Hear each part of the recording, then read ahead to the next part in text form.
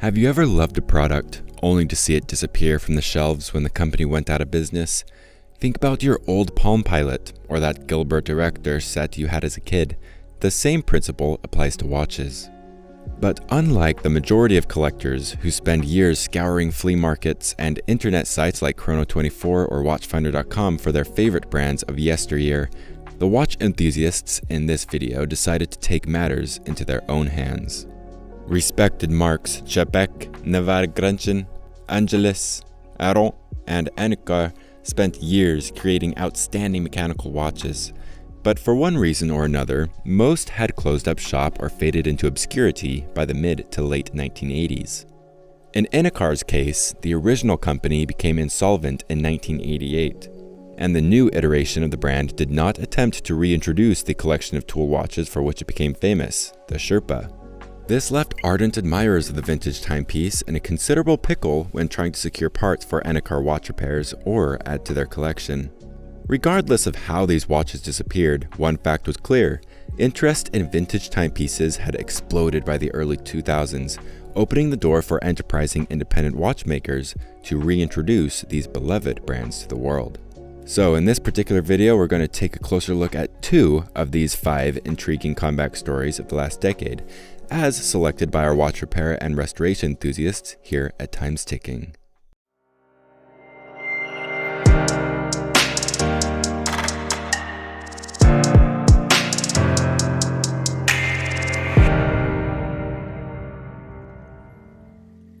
Originally from Bohemia and Poland, talented watchmaker Franciszek Czapek immigrated to Switzerland in 1832, changed his name to Francois, and a few years later went into business with fellow Polish émigré Antoine Norbert de Patek in May 1839. Both men were accomplished watchmakers in their own right, and Patek, Czapek and Cie created several high-quality timepieces for various nobility throughout Europe. After ending their partnership in 1845, Czapek continued on his own, opening Czapek and Cie boutiques in Geneva, at the Place Vendôme in Paris, and in Warsaw. He also held the coveted title of watchmaker to Prince Napoleon III. Then, in 1869, Czapek and his business disappeared from the Haute-Horlogerie landscape. Just like that, he and his famous watches were gone. Nearly 150 years later, in 2012, Swiss businessman Harry Hull set out to resurrect the Czapek brand with luxury market expert Xavier de Roquemurel and esteemed watchmaker Sébastien Follonier.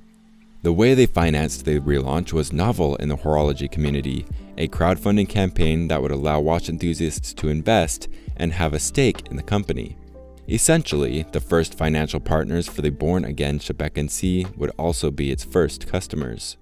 The watchmaker officially reopened in 2015 with its simple yet stunning Quai des Berguiers collection, a manually wound mechanical with date and small seconds complications.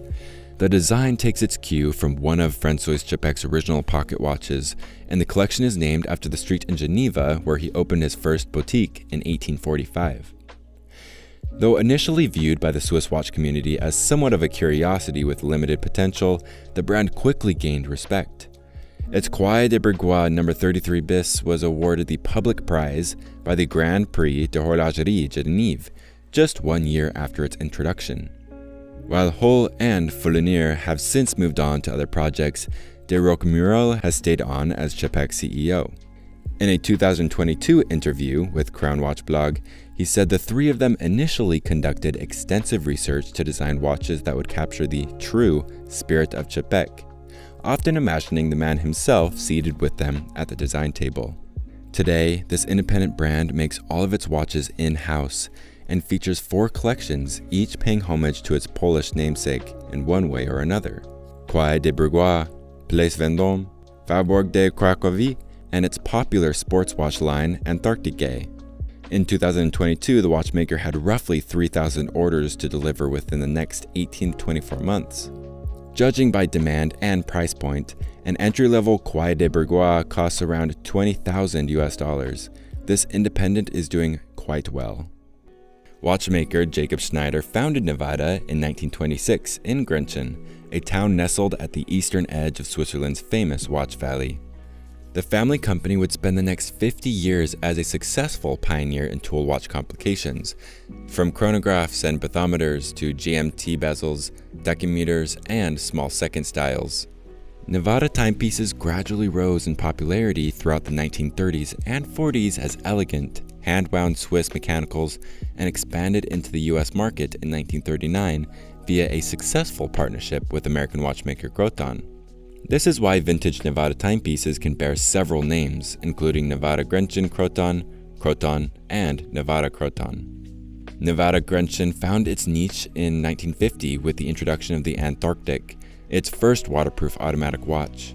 The ruggedly built timepiece later accompanied the US Navy Deep Freeze 1 expedition to the South Pole in 1955-56 under the command of Rear Admiral Richard E. Beard. The grueling journey was a tremendously successful field test for the newly minted Antarctic, as the watch endured extreme temperature fluctuations, harsh weather conditions, constant wear and tear, and never lost a second, according to one early Nivada ad. In the 2 succeeding decades, the company would deliver other iconic pieces, the Chronomaster Aviator Sea Diver, Depth-O-Matic, and Depthmaster, before succumbing to financial difficulties in the mid-1980s due to the quartz crisis. The company was sold twice before it landed under the umbrella of a Mexican firm and re-registered in Mexico as Nivada Suisse. Roll the clock forward to 2018. Entered Guillaume Leidet, a vintage enthusiast, and his business partner Remy Chabrat, the CEO of Monty Richard Group. Impressed with the 1963 Chronomaster and fresh from selling off his first successful watch venture, William L. 1985, Leidet set his sights on restoring Nivada Grenchen to its former glory. At the time, Nivada Suisse created mainly quartz watches exclusively for the Mexican market. With Chabrat already working with Nivada's Mexican parent company, the stars seemed to align for the two entrepreneurs to bring back Nivada Grenchen as the respected mechanical watchmaker it once was. After securing the rights to the Nivada Grenchen name and its voluminous back catalog of discontinued timepieces, Leidet and Chabrat went right to work putting out reeditions of the brand's most successful models, the Chronomaster, Antarctic, and Depthmaster. Today, the watchmakers produce only 4,000 watches per year. In the horology world, Nivada Grenchen is considered a micro-brand, one that doesn't manufacture its movements in-house and has a limited annual production. Instead, Nivada timepieces employ automatic and manual movements from Swiss powerhouses like Sellita and Soprod, and Seiko's VK64 for its new Datomaster Mecha Quartz, a hybrid battery-operated quartz and mechanical chronograph movement. We have the 3 pillars of the collection in place, and now we can also create new dials, executions, and special editions, Leidet explained in an interview with Fratello Watches earlier this year. Some creations that have already hit the market include the F77 Automatic Series, a limited edition Fratello and Nivada Grenchen racing chronograph, released this past summer, the Chrono King Paul Newman Orange, and the new 369 tropical dial for the Super Antarctic. Much to the delight of vintage collectors everywhere, Nivada Grenchen doesn't have any other plans than to create faithful reeditions of classic Nivada timepieces with cutting-edge mechanical and quasi-quartz movements. The large original catalog has plenty of other original Nivada designs and styles, so we can likely expect more exciting things from this brand in the future. One of the primary aspects of Czapek's and Nivada's success in their ability to offer consumers Swiss timepieces that carry 21st century functionality and case designs that harken back to the watchmaker's roots. In addition, Nivada watches are reasonably priced, generally under $2,000, and several Czapeks remain an affordable luxury option for those looking for a more haute horlogerie item under $20,000. Be sure to check out our next video where we'll finish this feature on comeback watch brands with our 3 remaining favorites, Angelus, Aron, and the all-new Sherpa.